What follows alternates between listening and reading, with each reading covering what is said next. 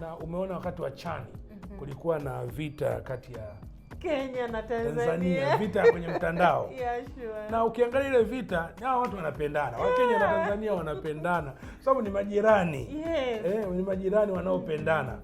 Wajaluo wako Kenya, Wajaluo wako Tanzania. Wamasai Kenya na Tanzania.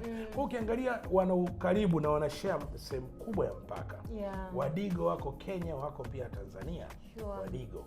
Kwa hiyo hawa ni majirani na ni ndugu.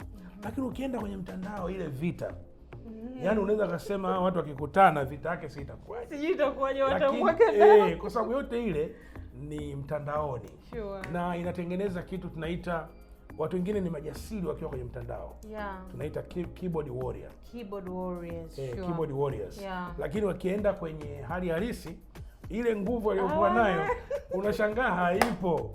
Haipo kabisa. Hata sisi tunaweza tunaongea hapa mbele ya kamera, tunaongea kwa ujasiri kabisa. Lakini ukituita hivi mbele za watu unashangaa maneno yote yamepotea. So that's how digital space inavyofanya kazi. Kwa hiyo digital intelligence inatufundisha namna ya kunavigate. Sure.